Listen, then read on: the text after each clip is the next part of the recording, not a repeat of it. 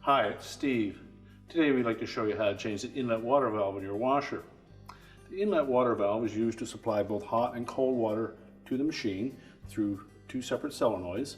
This particular inlet water valve has a temperature sensor device on the end of it to control the temperature of the water as well. It's a really easy job to change this. Let me show you how we do it. Now before we begin this repair, we will need to disconnect power to the appliance, and we'll also need to turn off the water supply and disconnect both the hot and cold water hoses.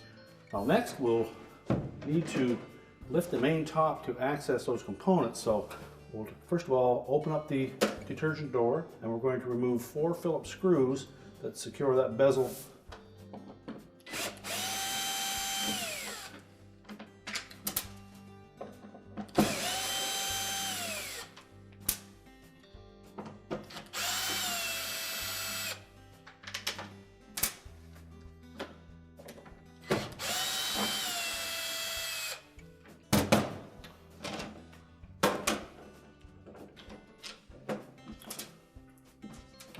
Once we remove those screws, we'll set that aside.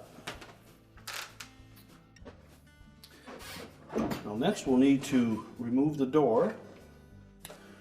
There's a single screw through the middle of both hinges, so we're just going to remove that first.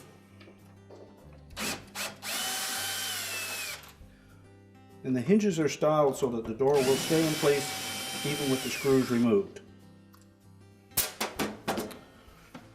We'll then lift up on that door, and that will release the arrowhead fasteners on the end of that hinge. And we can set that aside. Now opposite the hinge side, there will be 2 plastic spacers, and we'll need to remove the 2 screws through the center of those.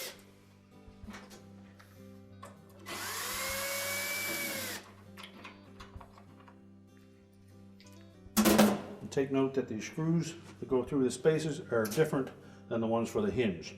The hinge screws are a beveled head screw. Well, next we'll need to remove the front panel. We're just going to grasp the top on both sides of that front panel, and we'll pull the inside portion of that forward, twisting motion, and that will release it from a little spring clip. We just tilt it forward, then lift it off the 2 tabs attached to the base. We can now set the front panel aside. Now next we'll need to raise the main top, and it's held in place with a hook on either side here. There's a screw that goes up through the top, and we'll need to remove those. Now the screw is a 5/16 hex head.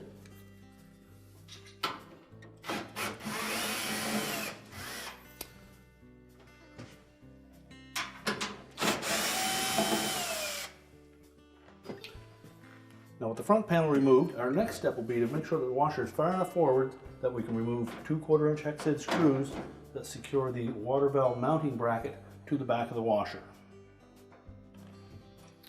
Now once we've removed 2 screws that hold the top in place, we can then lift that top up to a vertical position and either have somebody support that or have the machine back far enough that you can lean it against a wall, or provide a little support wire or rod to hold it upright. And that will prevent it from putting too much pressure on the hinges at the rear. Now with the main top lifted, our next step will be to disconnect the wire harnesses that connect to that valve, and just take note of the color coding on them, which position that they go in. Simply pull them off.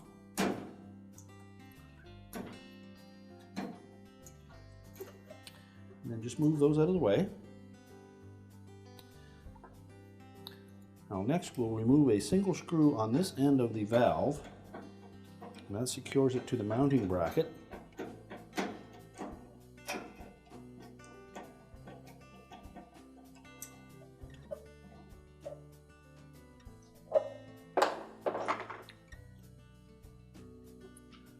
And we'll slide that valve to the left side.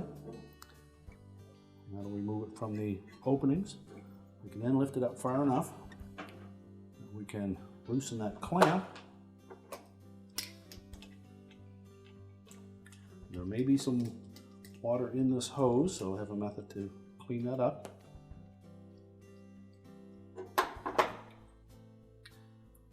Just slide the clamp down onto the hose and just twist it to break the bond, and then pull it completely off of the valve. We can discard the old valve. So we'll begin with installing the hose. Make sure it's pushed firmly all the way onto that valve. And then just set it roughly in position just to make sure that we don't have any kinks in it. And we'll reposition the clamp and tighten it.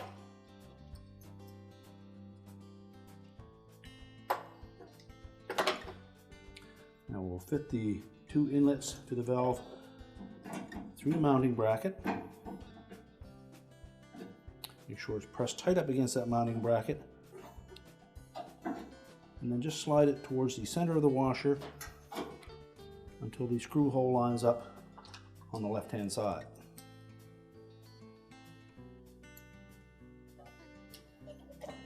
Now we'll install that screw. And we just need to make sure that it does go through the opening at the back of that bracket. On some models you may even find that that screw came in from the exterior of the bracket. And that will lock it in position. We'll then reconnect the harness wires.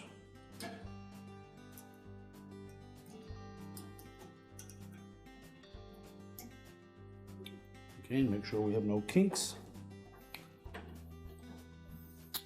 And now we can put the main top down. So next we'll just remove that temporary support that we had for the main top.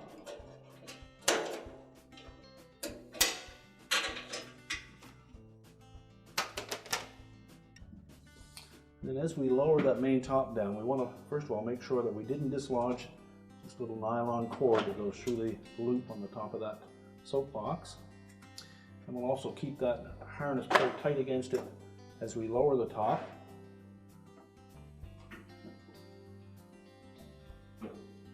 And then everything should lay flush across the top. And then put the 2 screws up through into the main top to secure it.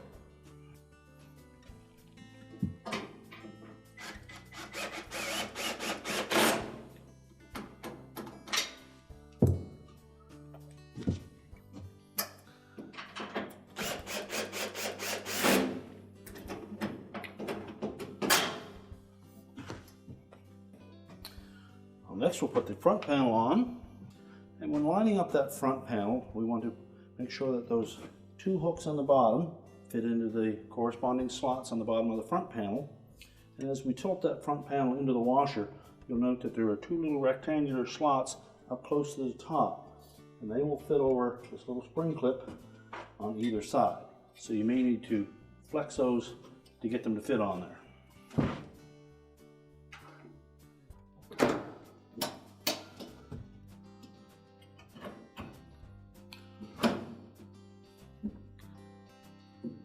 Properly installed, you should see an equal space on both sides where the hinge would fit. And once we have that in place, we can go ahead and put the 2 plastic spacers in with the corresponding screws.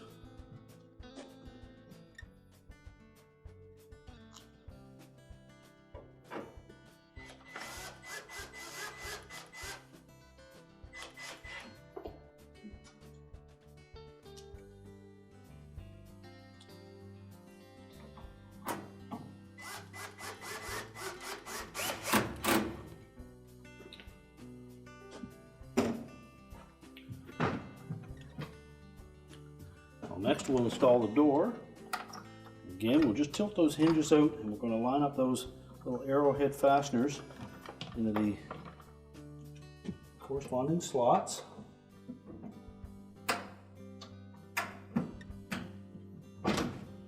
Just make sure they're in all the way, and as they drop down they'll hook onto that frame in behind, and then all we have to do is secure it with the screws.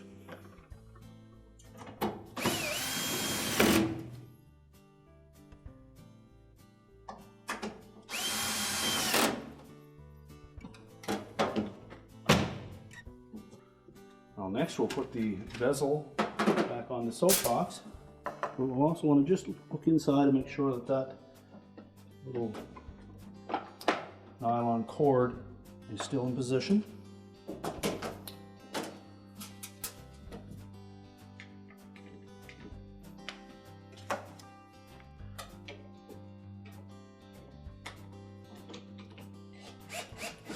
You may have better luck putting the rear screws in first, not tend to pull that inner soap box up flush to the bottom of the bezel. And then you can install the front ones.